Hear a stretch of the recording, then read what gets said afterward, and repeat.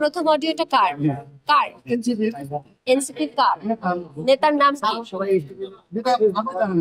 হ্যাঁ হ্যাঁ, সে কি করেছে? আপনার সাথে যে অডিওটা হয়েছে, হ্যাঁ, কি করেছে সে? আপনাকে তো প্রশ্ন করতেছে। হ্যাঁ, টু দি পয়েন্ট। একজন মানুষ যখন কুপ্রস্তাব দিবে তখন আপনি আপনার যে সংগঠন, ধরেন আপনি মিডিয়া সমিতিতে আছেন, আপনার একজন আপনার সম্পর্কে একটা খারাপ প্রস্তাব দিল, আপনি মিডিয়া সমিতি গিয়ে বলবেন যে আমাকে এই কথাটা বলা হয়েছে, তারা একটা স্টেপ নেবে। তারা একটা স্টেপ নিয়েছিল? নেয়নি।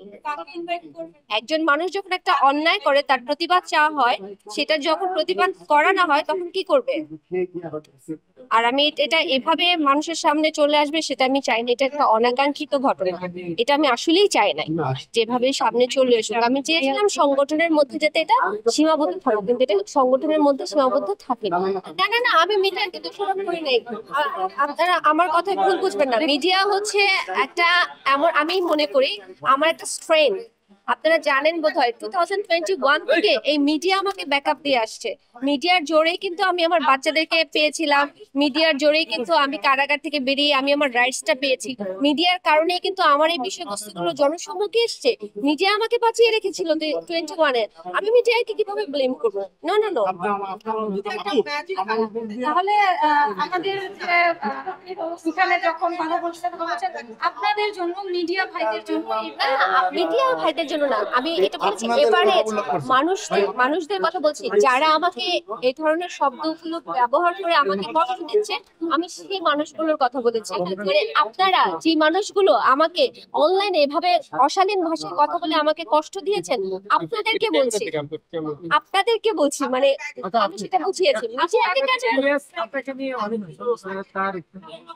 আচ্ছা আচ্ছা, কিছু বলতে চান?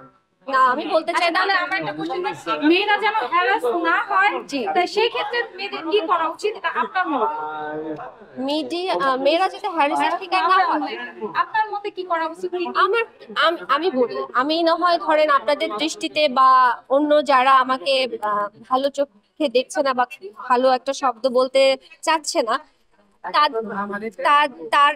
তারা ছাড়াও একজন, ধরেন আপনি হিজাব পরে আছেন, আপনি তো যথার্থ ঢেকে ঢুকে আছেন, আপনিও যদি একটা ছবি অনলাইনে দেন আপনাকেও বাজে শব্দ ব্যবহার এই এখন আমরা আসলে নারীরা কিছু করতে পারি না, মানে আমাদের সর্বাঙ্গেই প্রবলেম, মানে যেখানে যাই দেই না কেন সেটাই একটা না একটা কোশ্চেন মার্কের সম্মুখীন আমরা হই, আমরা আসলে কিছু করতে পারি না। একটা বলি, সেটা আমার শেষ করি, সেটা হচ্ছে আপনি বললেন যে